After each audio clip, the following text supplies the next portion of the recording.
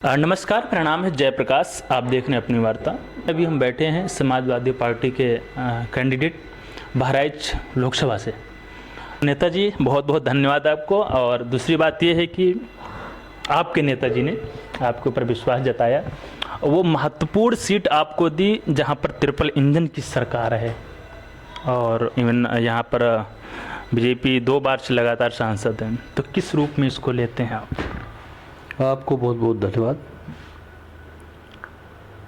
Samajwadi party के राष्ट्रीय अध्यक्ष माननीय अखिलेश यादव जी को मैं आभार व्यक्त करता हूं, जिन्होंने हमें समाजवादी पार्टी का प्रत्याशी घोषित किया और इस यहाँ की जनता का, इस लोकसभा क्षेत्र के हमारी पार्टी के सभी कार्यकर्ता साथियों का, सबका मैं आभार व्यक्त करता हूं।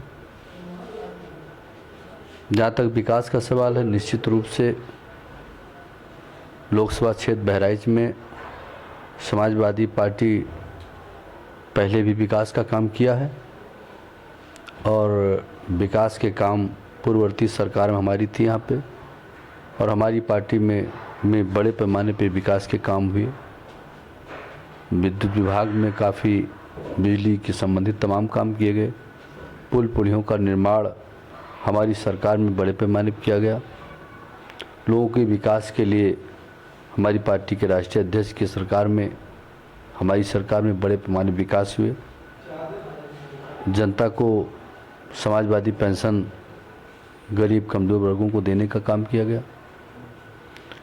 बच्चों को लैपटॉप दिया गया। समाजवादी पेंशन दिया गया, महत्वपूर्ण योजना थी।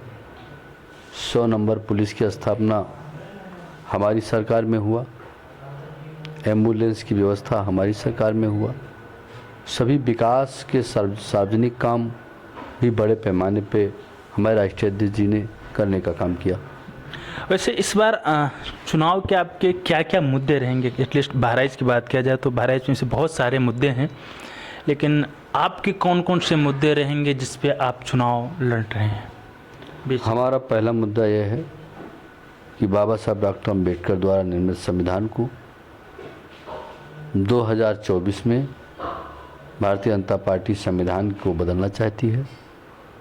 हम सभी वर्गों के साथ साथ आम जनता से अपील किया है कि संविधान बचाने के लिए समाजवादी पार्टी और कांग्रेस पार्टी के गठबंधन को पूर्ण रूप से मतदान करें और समाजवादी पार्टी बाबा साहब डॉक्टर अम्बेडकर आदिनारायण लोहिया जी के विचारों को स्थापित करना चाहती है। उनके विचारों पर चल करके बड़े पैमाने पे विकास का काम किया जाएगा। लेकिन एक चीज़ बात और आती है, जिस लोकसभा से आप चुनाव लड़ रहे हैं वहाँ की अगर बेसिक मुद्दे की जहाँ तक मैं अभी समझ पाया हूँ, जो मैं भ्रमण करता हूँ, कवरेज कर देखता हूँ, शिक्षा, चिकित्सा, रोजगार, और दूसरी बात यहाँ कहा जाए जंगली क्षेत्र है। यहाँ पर करीब कहा जाता है 34-35% जंगल है, इससे ज़्यादा भी जंगल मिलता है। तो जंगली जानवर भी रहते हैं, इनसे काफ़ी लोगों को परेशानी रहती है, चाहे बाघों से लोगों पर अटैक करते हैं। इवन अभी भेड़िया की बहुत सारी खबरें चली हैं कि परेशान कर रहे हैं। तो इन मुद्दों को लेकर क्या सोचते हैं आप? जब सत्ता में आते हैं तो क्या प्लान आपका है? क्योंकि बेसिक मुद्दे हैं और बहुत ज़रूरी हैं, इसी को लेकर क्या सोचते हैं?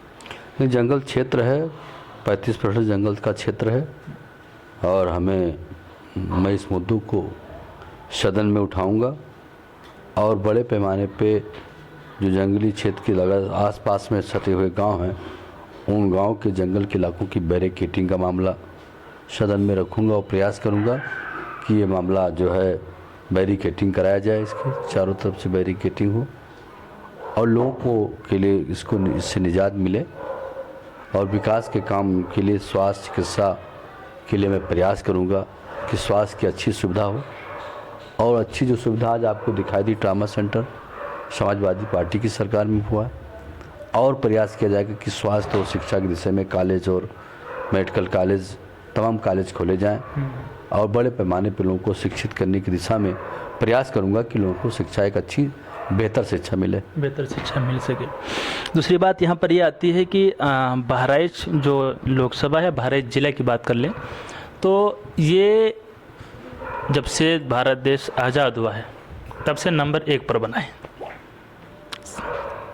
साक्षरता दर यहाँ की 48-49% रहती है और बिछड़ापन कहें या गरीबी कहें, हर एक चीज़ में नंबर 1 पर है। सौभाग्यवश हम भी इसी ज़िले के रहने वाले हैं और उससे बड़ा सौभाग्य ये है कि उत्तर प्रदेश छोड़ कर के अन्य प्रदेशों में मुझे पढ़ने का मौका मिला। मैंने पढ़ाई, उच्च शिक्षा मैंने बाहर प्रदेशों से की और कई प्रदेशों में मेरा टहलना हुआ। लेकिन कई लोग मुझसे जब पूछते थे कि आप कहाँ के रहने वाले हो, तो अगर मैं उत्तर प्रदेश बताता तो ठीक है, लेकिन उत्तर प्रदेश में कहाँ के हो? बहराइच। तो बहराइच कोई नहीं जानता था। मेरा ये आपसे ये प्रश्न है, व्यक्तिगत भी हो समाज से लेकर भी, कि बहराइच नंबर 1 से उठ करके, अशिक्षित गरीबी से उठ करके विकसित में, विकास में, शिक्षित में नंबर 1 पर आने के लिए आपके पास क्या योजना है, क्या करने वाले हैं? निश्चित रूप से प्रयास करूंगा और कि यहाँ पे कॉलेज खोले जाएं, शिक्षा की दिशा में कॉलेज बनाए जाएं, गवर्नमेंट कॉलेज खोले जाएं, लोगों को शिक्षित करने के लिए जागरूकता भी लाई जाए, सामाजिक जागरूकता लाई जाए, जिससे शिक्षा की दिशा में काफ़ी प्रयास बल दूंगा। और इस नाते, क्योंकि मैं एक शिक्षक भी हूँ, और इस नाते बल देने का पूरा प्रयास करूंगा कि लोगों को जन सुविधा, अच्छी सुविधा मिले। शिक्षा की दिशा में लोगों को प्रयास करूंगा कि अच्छे कॉलेज खोले जाएं, अच्छे रूप से शिक्षा देने का पूरा प्रयास करूंगा।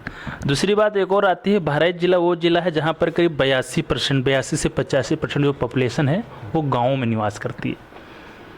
तो गाँव के लिए आपके लिए क्या सोच है कि गाँव के लोगों को किस प्रकार आप रोजगार से या शिक्षा से जोड़ने का प्रयास करेंगे? बहुत बड़ा प्रश्न है और हमें लगता है सबसे महत्वपूर्ण प्रश्न, जहाँ तक मुझे लगता है।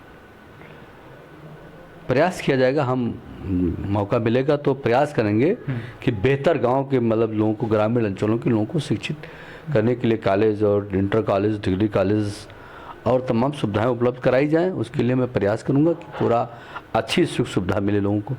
प्रयासरत रहेंगे। एक चीज़ और आती है कि बहराइच जो जिला, यहाँ से लगातार 2 बार बीजेपी के सांसद रह चुके हैं, तो लड़ाई बड़ी खतरनाक है। दूसरी बात यह है कि पीडीए बाहुल्य क्षेत्र है, जो राष्ट्रीय अध्यक्ष जी का कहना है कि पीडीए का विकास, पीडीए का साथ हमें चलना है। पीडीए बाहुल्य क्षेत्र है, और तो इस चीज़ को आप कितना चैलेंजिंग लेते हैं कि पीडीए बाहुल्य है, पीडीए की बात की जा रही है, तो पीडीए का आपको कितना सपोर्ट मिल रहा है? हमें हर वर्ग का, हर समुदाय का सपोर्ट है। सभी जागरूक लोग, पढ़े लिखे लोग, हर समुदाय के लोग हमारी मदद कर रहे हैं।